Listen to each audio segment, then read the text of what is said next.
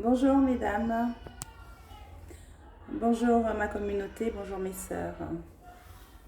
Oui, aujourd'hui, nous sommes le 8 mars 2022 et comme tous les ans, le 8 mars, nous célébrons la journée internationale des droits de la femme. Si nous continuons à célébrer cette journée, cela veut dire que nous n'avons pas encore atteint notre objectif. Nous sommes encore et encore en train de lutter pour revendiquer ce qui nous revient de droit. Mais est-ce que dans cette revendication, dans cette lutte, dans ce rappel de nos droits, nous mettons exactement tous les ingrédients qu'il faille mettre pour pouvoir atteindre cette reconnaissance-là? Je nous invite à avoir une réelle vision, une vision de challenger, une vision entrepreneuriale, une vision managériale, une vision de leader. Parce que le leadership, effectivement, n'est pas qu'une question d'homme, mais c'est aussi une question de femme. Aujourd'hui, lorsque je vois mon parcours, je ne parle généralement pas des autres, sauf bien sûr des grandes célébrités, mais je n'ai pas envie de prendre exemple sur une grande célébrité, j'ai envie de prendre exemple sur une personne accessible, comme moi. Voilà, je suis accessible, je suis vous, vous êtes moi, et il n'y a rien de mystique tout autour ou rien de complètement inaccessible. Alors quand je vois mon parcours, je me dis qu'il est permis de réaliser ses rêves. Il est permis de réaliser ses rêves, mais en passant par une orientation et en construisant sa vision.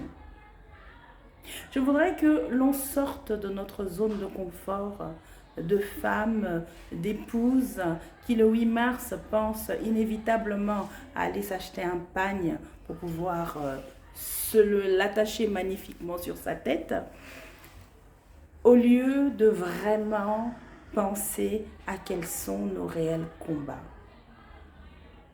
Quelle est la place que tu voudrais occuper, toi, demain? Pourquoi faille-t-il que ce soit quelqu'un d'autre qui réfléchisse et qui organise ta vie? Nous, les femmes, il serait peut-être temps que nous prenions en main notre destin réellement. Et c'est pour ça que dans le thème de cette année, il y a vraiment une partie qui me plaît énormément. C'est celle dont on parle de développement durable. Mais pour qu'il y ait un développement durable, il faut que ce soit suffisamment construit. Il faut que ce soit suffisamment organisé. Il faut que ce soit suffisamment orienté. Et je pense qu'avec les capacités qui sont les nôtres, parce que je ne suis pas sûre que lorsqu'on parle de femmes et que lorsqu'on parle d'hommes, je n'ai rien après vous, messieurs. Mais je pense que la femme, dans son quotidien déjà, démontre qu'elle est capable d'avoir, sinon la moitié, sinon plus de la moitié des 9 intelligences répertoriées chez l'être humain. Parce qu'on est capable de s'investir dans différentes directions au même instant. La femme est multiple. La femme est capable de réaliser de très très grandes choses en simultané. Alors, si on est capable de cela, on est capable d'accuser toutes les plus grosses douleurs. On est capable d'accompagner. Est-ce qu'on n'est pas capable de se réaliser? La lutte, ce n'est pas tout de sloganer à tue-tête. Non. La lutte, c'est de réaliser ces challenges. Des petits, pour commencer, des moyens et après des plus grands. Aujourd'hui, je regardais un classement qui était sur les réseaux de femmes entrepreneuses en Afrique et j'ai souri lorsque j'ai vu qu'il y avait des compatriotes congolais de Brazza qui s'étonnaient de voir que dans ce classement, il n'y avait pas de femmes congolaises de Brazzaville. Je voudrais leur dire ceci. Oui, hélas, il n'y en a pas. Il n'y en a pas parce que de manière informelle ou de manière à petite échelle, oui, nous essayons de faire des choses. Mais s'il faille nous placer sur l'échiquier africain ou même l'échiquier mondial, on est loin du compte. Mais ça ne veut pas dire que nous sommes en reste, non. Aujourd'hui, je pense que de plus en plus, la femme congolaise commence à observer avec beaucoup de sagesse ce qui se passe ailleurs, à copier avec intelligence, parce qu'on ne va pas inventer la roue. Ce qui a marché chez les autres, inévitablement marchera chez nous. Donc il faut savoir prendre le temps de s'organiser, de regarder et de prendre ce qu'il y a de bon ailleurs et de le placer chez soi. J'invite toutes les femmes à avoir une vision vraie. Aujourd'hui, il y a 100 millions de coachs qui vous emmènent dans des directions et dans des sentiers qui quelquefois vous éloignent de l'essence même de ce que devrait être votre être, de ce que devrait être une femme. Ressaisissons-nous, ressaisissez-vous. Prenez la bonne direction. Ayez une vision. N'ayez pas peur d'affronter tous les challenges qui se présentent à vous. Allez, n'attendez pas que l'on vous appelle. Ne pensez pas que être mère et épouse soit une finalité en soi. C'est très beau dans le package, oui, mais s'accomplir soi est encore plus beau. Et si vous rajoutez à cela le reste, je pense que vous avez tout bon.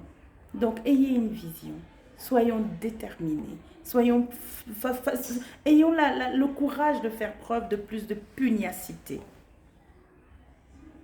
Ne baissons pas les bras, nous sommes encore loin du compte, mais très très loin du compte. Alors, à vous femmes du monde, à vous femmes africaines, à vous femmes congolaises, je nous dis, la lutte continue, nous sommes encore loin du compte dans l'entrepreneuriat, dans le management, dans le leadership, dans les sciences, dans les lettres, dans la stratégie, dans le numérique, dans tout ce que vous voulez. Lorsque l'on parle d'une femme, on parle de cette femme comme si c'était une exception, ce qu'elle réalisait. Je voudrais que dès demain, l'on puisse parler des actions et des visions des femmes, non plus comme une exception, mais comme un fait établi, naturellement. Donc, je nous invite vraiment à occuper la place. Parce que, soyez sûrs, elle est vide. Elle est vide et le pouvoir est à nous.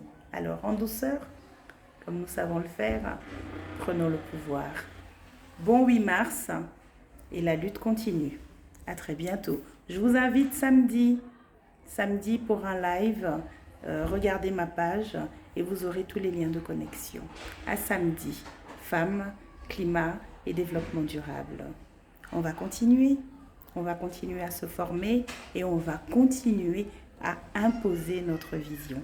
Les challenges sont grands et la place, elle est inévitablement vide. Donc à nous de prendre le pouvoir parce qu'il est à nous. À très bientôt et bon 8 mars, mesdames.